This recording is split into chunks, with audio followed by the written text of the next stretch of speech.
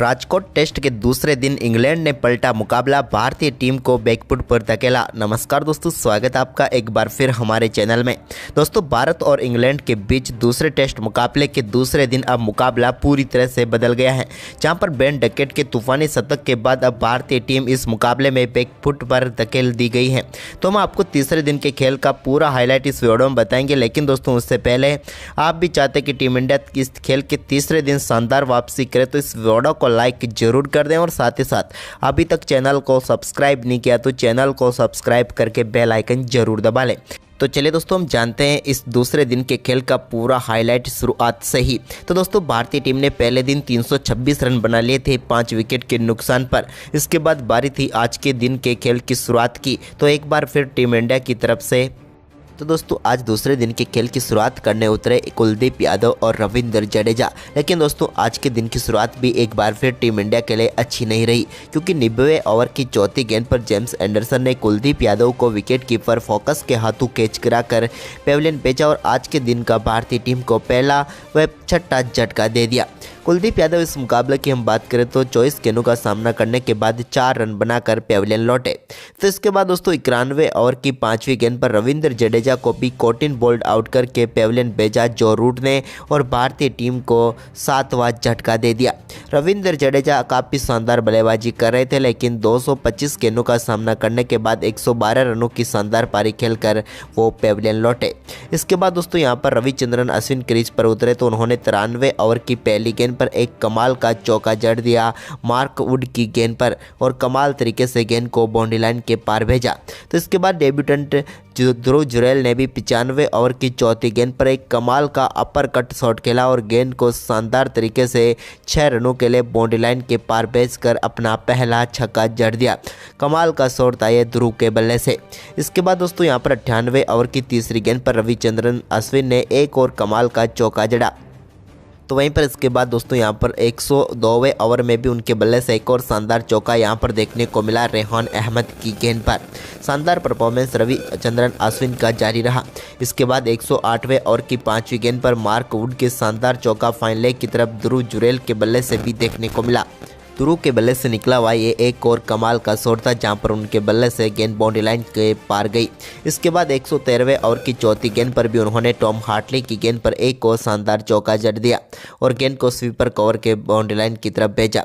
और इसी के साथ दोस्तों आज के दिन का पहला सत्र भी समाप्त हो गया। लेकिन आज के इस सत्र की हम बात करें तो भारतीय टीम ने 2 विकेट जरूर गंवाए, लेकिन इस सत्र में टीम इंडिया उतने तेजी से रन नहीं बना पाई और 27 ओवर में 62 रन बनाए।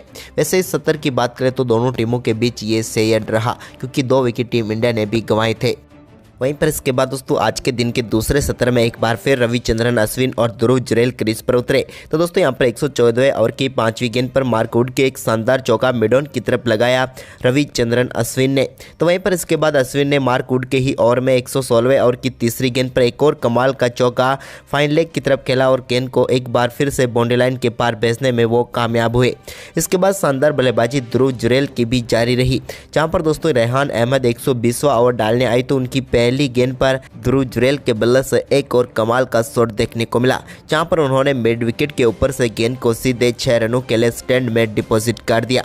लेकिन इसके बाद दोस्तों शानदार बल्लेबाजी करे रविचंद्रन अश्विन को 120वें ओवर की ही आखिरी गेंद पर रेहान अहमद ने जेम्स एंडरसन के हाथों कैच कराकर पेविलियन भेज दिया और भारतीय टीम को एक और झटका यहां पर लगा। रविचंद्रन अश्विन अच्छी बल्लेबाजी कर रहे थे, लेकिन 89 गेंदों का सामना करने के बाद 37 रन बनाकर वो पेविलियन लौटे। इसके बाद दोस्तों 124वें ओवर की तीसरी गेंद पर रेहान अहमद की ही गेंद पर एक और शानदार छक्का मिडॉप के ऊपर से लगाया ध्रुव जुरैल ने और गेंद को सीधे स्टैंड में डिपॉजिट किया। लेकिन इसके बाद शानदार बल्लेबाजी उनकी भी जारी थी, लेकिन 124वें ओवर की 5वीं गेंद पर वो एक कट शॉट खेलना चाहते थे, लेकिन यहां पर उनसे गलती हुई और गेंद सीधे विकेट कीपर फोकस के हाथों में चली गई और भारतीय टीम को ध्रुव के रूप में एक और झटका लगा।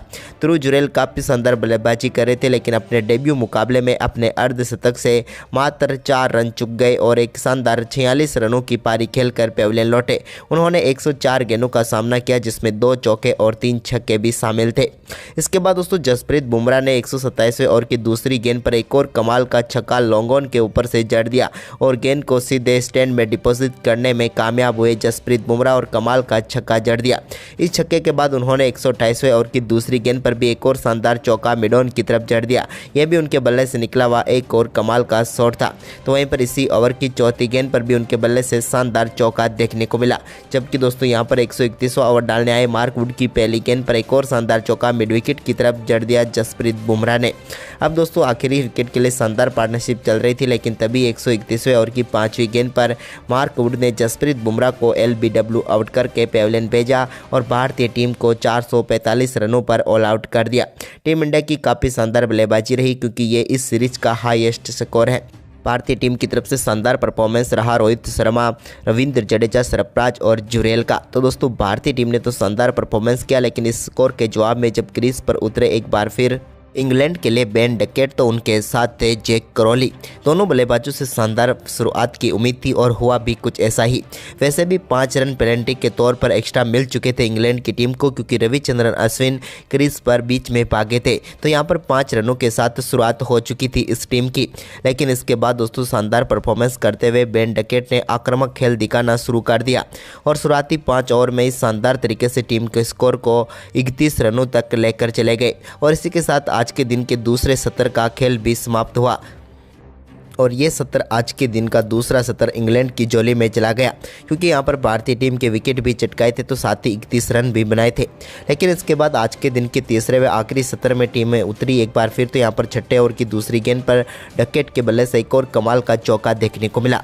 तो इसके बाद दोस्तों कुलदीप यादव 7वां ओवर डालने आए, तो उनके ओवर में 2 बेहतरीन चौके डकेट के बल्ले से ही देखने को मिले। तो इसके बाद 8वां ओवर जो कि मोहम्मद सिराज ने डाला, इस ओवर में भी शानदार बल्लेबाजी करते हुए डकेट ने पहली गेंद पर एक कमाल का चौका जड़ा। तो इसके बाद ओवर की तीसरी गेंद पर भी उनके बल्ले से एक और शानदार चौका मिड विकेट की तरफ देखने को मिला।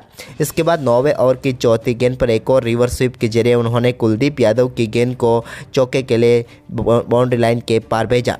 वहीं पर 10वें ओवर में भी एक और कमाल का चौका यहां पर मोहम्मद सिराज की पहली गेंद पर डकेट के बल्ले से देखने को मिला। तो वहीं पर इसी ओवर की तीसरी गेंद पर भी उन्होंने एक और शानदार चौका जड़ा। जबकि 10वें ओवर की चौथी गेंद पर ही शानदार बल्लेबाजी करते हुए उन्होंने मात्र 39 गेंदों पर ही अपना कमाल का अर्धशतक पूरा कर लिया और इंग्लैंड की टीम को तूफानी शुरुआत दिला दी। इसके बाद 10वें ओवर की आखिरी गेंद पर जैक क्रॉली के बल्ले से भी एक और कमाल का चौका देखने को मिला। अब 10 ओवर में ही 67 रन हो चुका था इंग्लैंड की टीम का स्कोर। लेकिन इसके बाद 11वें ओवर की दूसरी गेंद पर डकेट के बल्ले से एक और स्वीप शॉट देखने को मिला, जहां पर मिड विकेट के ऊपर से उन्होंने गेंद को चौके के लिए बाउंड्री लाइन के पार भेज दिया। तो इसके बाद दोस्तों शानदार परफॉर्मेंस जारी था। लेकिन इसी बीच 14वें ओवर की पहली गेंद पर रविचंद्रन अश्विन ने रजत पाटीदार के हाथों कैच करवाकर क्रॉली को पेविलियन भेजा और अपने टेस्ट कैरियर का 500वां विकेट झटका लिया और पहला झटका यहां पर इंग्लैंड की टीम को दिया। रविचंद्रन अश्विन कमाल की गेंदबाजी करते हुए यहां पर क्रॉली को पेविलियन भेजने में कामयाब हुए, जिन्होंने 28 गेंदों पर 15 रन बनाए। लेकिन दोस्तों क्रॉली के आउट होने के बावजूद भी यहां पर शानदार परफॉर्मेंस जारी रहा दमदार बल्लेबाजी करते हुए डकेट का और उन्होंने शानदार तरीके से टीम के स्कोर को आगे बढ़ाया रविचंद्रन अश्विन के ओवर में एक छक्का जड़कर। तो वहीं पर इसके बाद दोस्तों ऑली पॉप का शानदार परफॉर्मेंस जारी रहा और उन्होंने तूफानी बल्लेबाजी करते हुए अपना बेहतरीन शतक ठोक दिया।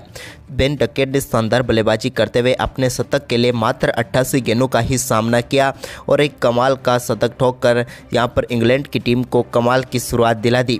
इसके बाद शतक के बाद भी उनका दमदार परफॉर्मेंस जारी रहा और एक के बाद एक कई शानदार शॉट उनके बल्ले से देखने को मिले।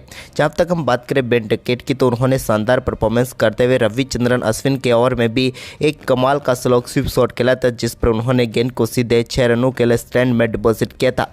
इसके बाद दोस्तों यहाँ पर 30वें ओवर की आखिरी गेंद पर भारतीय टीम को मोहम्मद सिराज ने एक और सफलता दिलाई और यहां पर उन्होंने ऑली पॉप को LBW आउट करके पेविलियन भेजा। एक बेहतरीन रिव्यू था टीम इंडिया के कप्तान रोहित शर्मा का और यहां पर भारतीय टीम को आखिर में सफलता में दिलाने में कामयाब हुए। हम बात करें ऑली पॉप की, तो उन्होंने 55 गेंदों का सामना किया और 39 रनों की शानदार पारी खेलकर वो पेविलियन लौटे। लेकिन उनके आउट होने के बाद बेन डकेट ने 31वें ओवर की 5वीं गेंद पर एक और कमाल का छक्का रविंद्र जडेजा की गेंद पर स्वीप पर शॉट के जरिए यहाँ पर खेल दिया और गेंद को सीधे 6 रनों के लिए स्टैंड में डिपॉजिट किया। इसके बाद यहाँ पर शानदार परफॉर्मेंस जारी रहा और दिन की आखिरी गेंद पर भी जो रूट के बल्ले से एक और कमाल का चौका देखने को मिला और इंग्लैंड की टीम ने शानदार परफॉर्मेंस करते हुए मात्र 35 ओवर में ही 207 रन बना लिए। बेन डकेट 118 गेंदों पर 133 तो वहीं पर जो रूट 13 गेंदों पर 9 रन बनाकर नाबाद थे। आज के इस सत्र की हम बात करें तो तीसरे सत्र में शानदार परफॉर्मेंस करते हुए मात्र 29 ओवर में ही 176 रन बना लिए इंग्लैंड की टीम ने। वहीं पर दोस्तों अब टीम इंडिया के पास 238 रनों की बढ़त और है।